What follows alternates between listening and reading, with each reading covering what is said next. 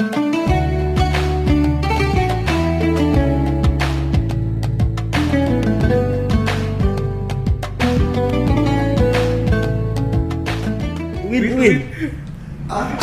Upi. Mendapat wahyu pertama surat apa Pak Chandra? Al-alaq. Iko bismillahirrahmanirrahim. Cheat yang ada di dunia ini yang dikasih Allah itu adalah membaca Al-Quran.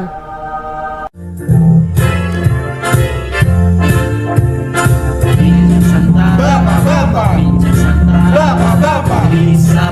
Bisa dong. Bincang santai. Bapak. Bincang santai. Bapak. Bisa Pak. Bisa dong.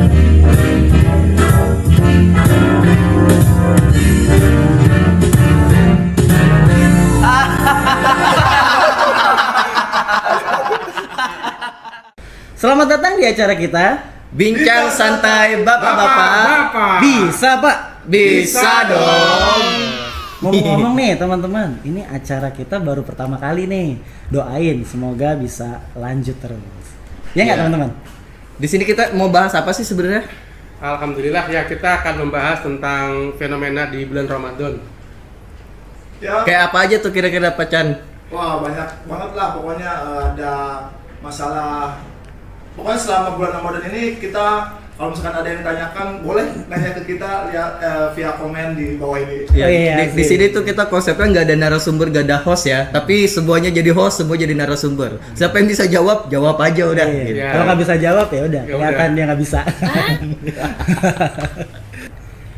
Oke, teman-teman, ini kan kita mau bahas tema atau fenomena yang ada di bulan Ramadan. Oke, tema yang pertama kayaknya ini kan keutamaan dalam membaca Al-Quran nih di bulan Ramadan. Nah, kira-kira siapa nih yang mau nanya? Saya dulu deh. Oke. Untuk Ustadz Agus yang paling ganteng nih. Waduh, Masya Allah. bahaya ini. Awal mula Al-Quran turun di bulan Ramadan itu gimana sih kisahnya, Ustadz Agus? Wah, berat ini ya. Kan Pak Agus dari ini Iya, UIN. UIN. Tapi bentar, ngomong-ngomong UIN. Upi. Upi, UA dong. Upi, UAA, ding ding, Jalala ding ding. UI, UAA, ding ding, jalala ding ding. Oke, lanjut lagi. Ayo, gimana? Apa? Oh, nuzul Quran ya berarti ya ini. Iya, ya? nuzul Quran. Nuzul Quran itu kan di bulan Ramadan itu, Iya. Pak. Di tanggal 17 Ramadan. Jadi ada dua kejadian sebenarnya yang ada di bulan Ramadan tuh, ada nuzul Quran dan ada juga Lailatul Qadar. Nah, Itu udah masyhur ya beberapa ini ya. menurut jumhur ulama. Nah, dua kejadian ini sama-sama turunnya Al-Qur'an, tapi yang membedakan adalah kalau Lailatul Qadar itu Al-Qur'an itu turun sekaligus dari Allah langsung ke Lauhul Mahfuz. Jadi udah ada tuh blueprintnya ibaratnya.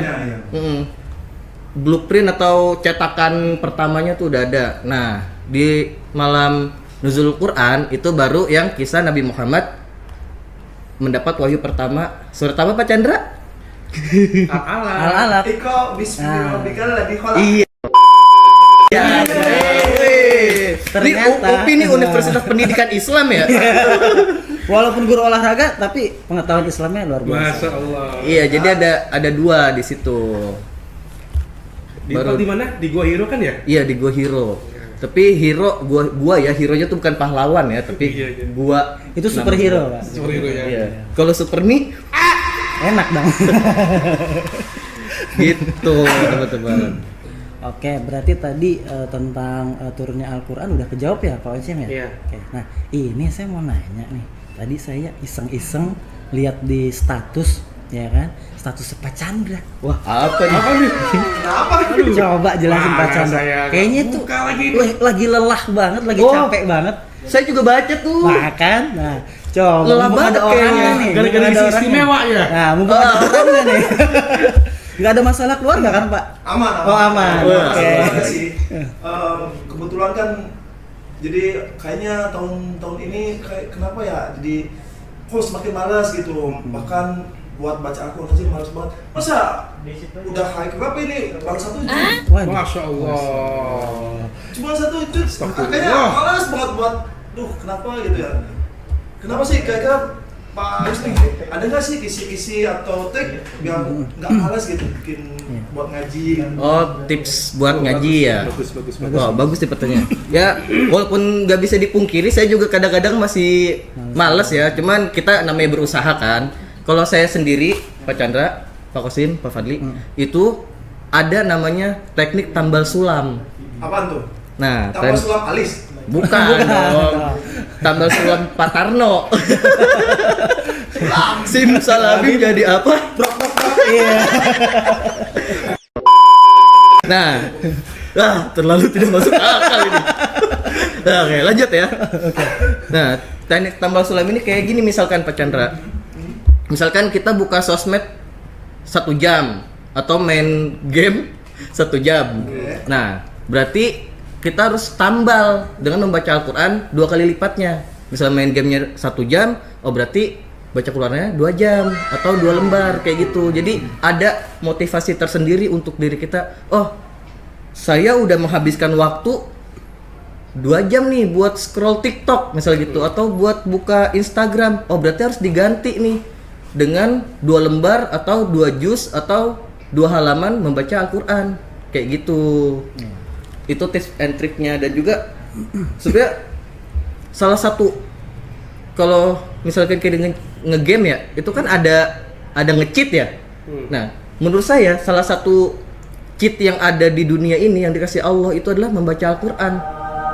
Kenapa tuh? Nah, bayangin aja kita membaca Al-Quran, 1 hurufnya itu mendapat 10 kebaikan. 1 huruf tuh ya. 1 huruf. Bismillahirrahmanirrahim. 19. Itu ya 19 huruf. Berarti 19 kali 10 berapa? 190. 190. Sekarang bayangin. Dibaca di bulan Ramadan. Iya, dibaca di bulan Ramadan, ya kan? Kurang ngecit apa? Sekarang bayangin, orang yang paling baik sekalipun di dunia ini sekarang, ada nggak yang bisa melakukan 190 kebaikan dalam sehari? Wah, belum tentu. Nah. Belum tentu. Cheat kan? Iya. Ngecit banget kan? Nah, itu baru itu yang lancarnya. Kalau yang nggak lancar gimana? Masih tetap dikasih 2 pahala, bukan 1. 2 pahala kata Allah. Itu nggak bisa ya Pak ya? Iya, kata hadisnya kalau bacanya terbata-bata dapatnya 2 pahala. Nah, itulah makanya bacanya terbata-bata aja masih dikasih pahala sama Allah 2, bukan 1, bukan setengah, bukan Nggak ada. yang lainnya, bukan nggak ada. Itulah makanya kata saya itu cheat yang Allah kasih untuk kita supaya bisa farming perbuatan baik. Bayangin aja nih Pak Chandra udah 1 juz kan. Tadi bilang kita di hari ke-9 ini kira-kira. Hari ke-9 1 juz. Mungkin terlihat sedikit, tapi kebaikan yang Pak Chandra milikin udah banyak. 1 juz itu coba dihitung berapa huruf. Wow, berpuluh-puluh ratus ribu kan. Nah kayak gitu. Berarti ini bikin semangat kita baca Quran ya. Dan itu baru 1 keutamaannya, masih ada lagi. Nah, yang kedua ada lagi, yaitu kata hadis khairukum man ta'allamal qur'ana wa 'allamahu, yaitu sebaik-baiknya orang kita semua itu yang belajar Al-Qur'an dan mengajarkannya atau mengamalkannya, entah dalam perbuatan. Itu sebaik orang baik aja udah baik kan. Ini sebaik-baiknya. Lebih baiknya lagi. Jadi kalau mau menjadi sebaik-baiknya orang, gampang. Belajar Al-Qur'an terus dibaca, diamalkan, selesai hidup. Kurang cheat apa coba itu? Terus juga Al-Qur'an itu sebagai obat, Pak. Ya kan? Buat apaan tuh? Obat tidur. Obat diare. Bukan dong. Ya, Hati lah. kalau Alhamdulillahirrahmanirrahim. Aduh. Masalah keluarga ya? Ya, kata Allah kan, wa nunazzilu minal qur'ani ma huwa syifaa'un wa rahmatul lil mu'minin. Dan diturunkannya Al-Qur'an itu adalah dia sebagai syifa, sebagai obat penawar dan rahmat bagi orang-orang yang beriman. Ya, jadi obatnya tuh bisa obat hati, obat fisik, obat penyakit juga bisa. Kayak saya nih, biasanya misalkan lagi sakit itu saya kadang ngewiridin salah satu ayat di Al-Qur'an yang bunyinya wa idza maridtu wa huwa yashfin, dan apabila aku sakit maka engkaulah yang menyembuhkan, itu juga ada. Jadi banyak Al-Quran itu wah, kalau ada mie goreng spesial pakai telur, Al-Quran itu udah lebih dari pakai telur menurut saya. Spesial itu spesial banget, dikasih emas, berlian, mutiara Oh, enggak dong. dan dan macem-macem ya kayak gitu. Gimana, udah semangat belum? Ya, dilihat dari keutamaan-keutamaannya saya semakin semangat. Nah, ada lagi nih, bagus. Kan kita ya kita kerja gitu kan, sulit. Terus juga kan kayaknya nggak mungkin deh bawa-bawa Al-Quran nih, pengen misalkan saya baru 1 juz nih. Tapi masa harus bawa-bawa Al-Quran ya biar Download lewat HP. nah, kira-kira bisa nggak sih kalau baca Al-Quran lewat HP gitu? Boleh nggak ya kan nih? Boleh banget. Kenapa enggak? Atau berarti boleh ya, nggak harus Al-Quran aja kan? Maksudnya Iya, harus nggak mushaf apa-apa. yang harus dibaca gitu kan? Yang penting mah bukan bendanya apa, tapi membacanya gitu tuh. Nggak apa-apa. Tapi nih Pak, misalkan kan kita udah download Al-Quran di HP, sedangkan HP itu kadang suka ikut kita ke kamar mandi dan lain sebagainya, itu gimana tuh Pak?